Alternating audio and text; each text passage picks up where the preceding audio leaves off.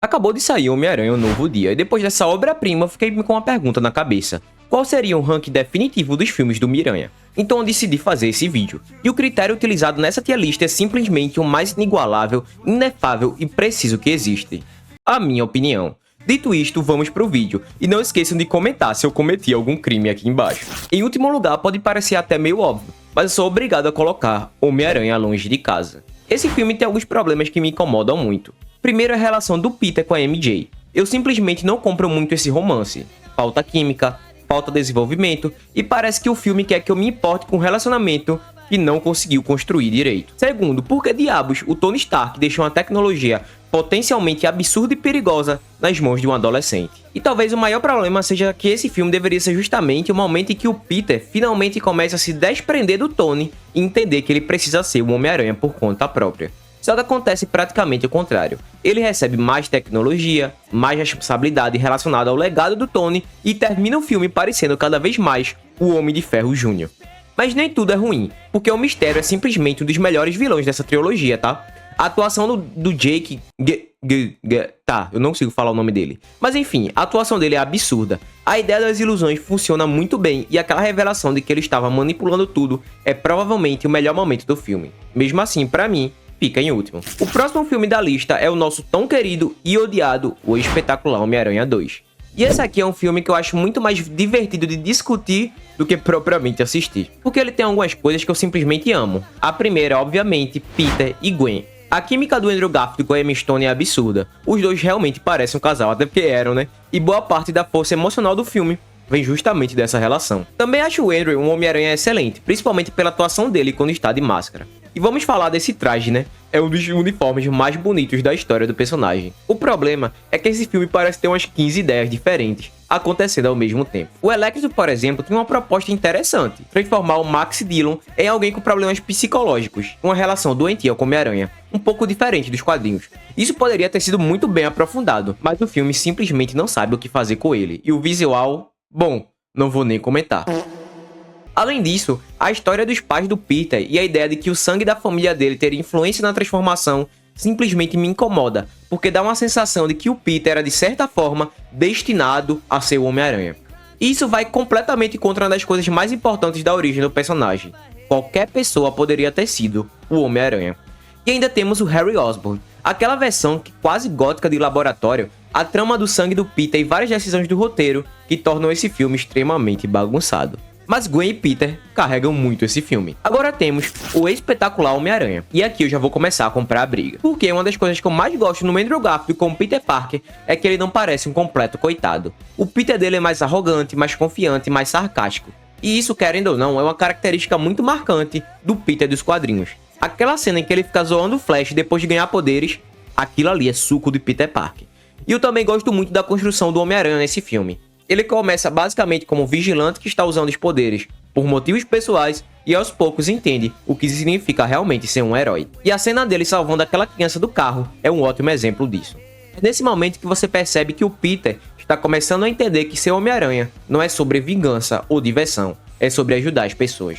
Além disso, o Andrew tem uma presença muito boa como Homem-Aranha, e o personagem é muito mais piadista do que o Tobey, por exemplo. Agora, o maior problema pra mim é o vilão. O Lagarto não tem praticamente nenhum peso emocional. Nos quadrinhos, o Kurt Connors possui uma relação muito mais interessante, principalmente com sua família, esposa e filho. Aqui ele acaba sendo um vilão extremamente genérico. E com uma história de origem, eu ainda prefiro muito mais o primeiro filme do Homem-Aranha do Sam Raimi. Agora chegamos em Homem-Aranha de Volta ao Lar. E esse filme é simplesmente muito divertido de assistir. O maior acerto pra mim é o Abutre. O Michael Keaton simplesmente carrega o personagem. Ele tem uma motivação compreensível, é ameaçador, e o filme consegue fazer uma coisa que poucos filmes de super-herói conseguem: colocar o vilão dentro da própria cotidiana do personagem.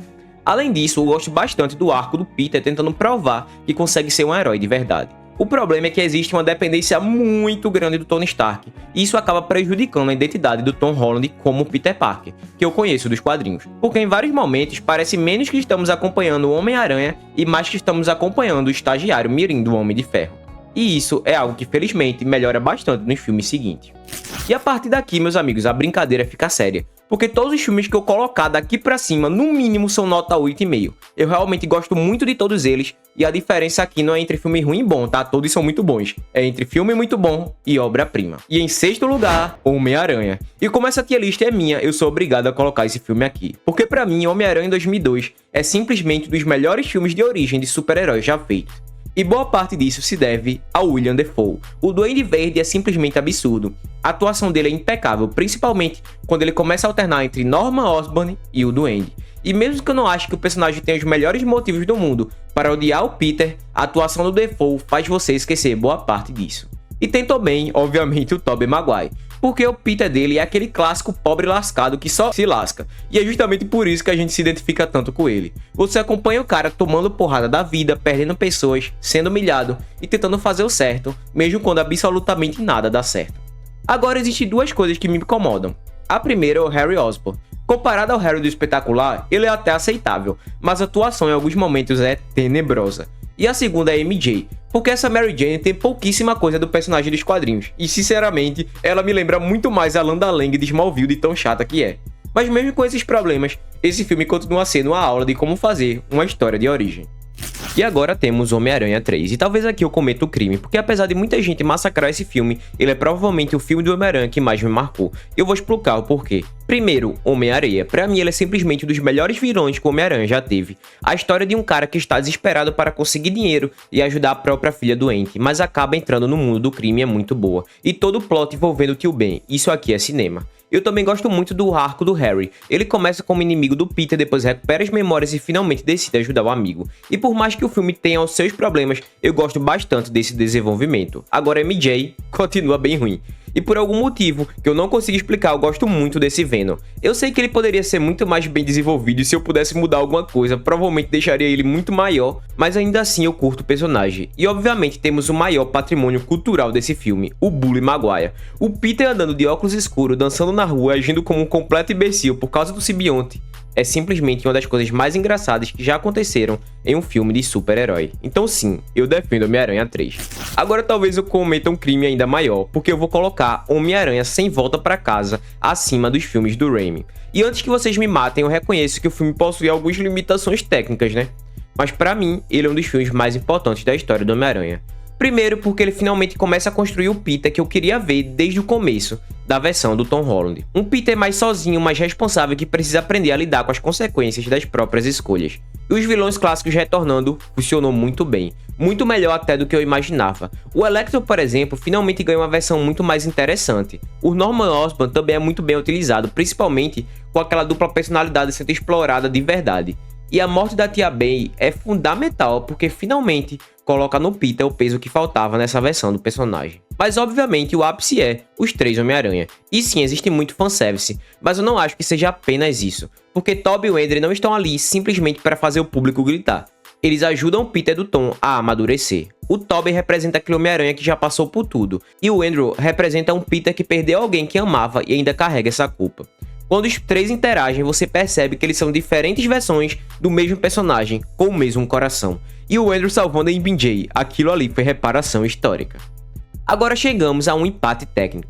Vou colocar 2 filmes, porque pra mim eles estão empatados. Homem-Aranha no Aranhaverso e Homem-Aranha através do Aranhaverso. Eu simplesmente não consigo colocar um acima do outro. Pra mim, eles são filmes extremamente complementares. O primeiro funciona como a apresentação do Miles, a construção da relação dele com a família, a descoberta dos poderes e principalmente a ideia de qualquer pessoa poder usar a máscara. E o segundo pega tudo isso e simplesmente joga no lixo, no melhor sentido possível, porque ele expande completamente o conceito do Aranhaverso, apresenta dezenas de versões do Homem-Aranha, cria uma mitologia muito maior e coloca o Miles contra uma ideia extremamente interessante. Aqui talvez existam acontecimentos que simplesmente precisam acontecer. E visualmente, aqui é uma insanidade. Os 2 filmes parecem histórias em quadrinhos ganhando vida. É simplesmente uma aula de direção de arte. E o mais impressionante é que não usam o visual apenas para deixar o filme bonito. A própria animação ajuda a contar a história. E agora sobraram apenas 2. De um lado, o filme que acabou de chegar e que eu simplesmente amei, Homem-Aranha Novo Dia, e do outro, Homem-Aranha 2. E apesar de eu ter amado o Novo Dia, ele fica em segundo lugar. Esse filme foi exatamente o que eu queria que essa versão do Peter se tornasse. O Peter finalmente está sozinho, sem Tony Stark, sem precisar ser orientado por outro herói, ele simplesmente está vivendo a vida de um Homem-Aranha adulto, solitário e completamente dedicado à cidade. Isso muda completamente a relação dele com a própria identidade. Nesse filme, o Homem-Aranha finalmente parece ser o verdadeiro alter ego do Peter Parker. E eu também gosto muito de como a MJ e o Ned são ressignificados nesse filme. E os personagens que aparecem do universo Marvel não roubam a cena do Peter. Muito pelo contrário, eles são transformados pela experiência de conviver com ele. E acho que essa é uma das melhores coisas do filme. Eu não vou entrar em spoilers porque esse filme ainda está relativamente fresco. Mas pra mim, Um Novo Dia é simplesmente um dos melhores filmes do Homem-Aranha já feitos. E digo mais, é o meu filme favorito do MCU. Mas mesmo assim não é o primeiro lugar, porque o primeiro lugar pra mim pertence a Homem-Aranha 2 do Sam Raimi. E sinceramente, eu acho esse filme até hoje é a definição perfeita do que significa ser o Homem-Aranha. Peter Parker está completamente destruído. Ele precisa lidar com dinheiro, trabalho, faculdade, relacionamento, responsabilidade e ainda salvar a cidade praticamente todos os dias. E o mais importante é que o filme entende que o maior inimigo do Peter não é necessariamente o Dr. Octopus, é a própria vida dele. O Dr. Octopus é um vilão excelente, a ação continua absurda até hoje e a sequência do trem é simplesmente cinema. Mas o que faz esse filme ser tão bom é a história do Peter. Ele tenta abandonar o Homem-Aranha porque está cansado ou porque está perdendo tudo, porque ser Homem-Aranha está destruindo a vida dele, e mesmo assim ele volta. Porque no final das contas essa é a essência do personagem, com grandes poderes vem grandes responsabilidades. Então esse é meu ranking definitivo dos filmes do Miranha. E agora eu quero saber o de vocês, qual posição eu errei completamente, e principalmente, qual filme vocês acham que deveria estar em primeiro lugar. Tamo junto sempre, vou amar ler os comentários, Deus abençoe vocês e fui!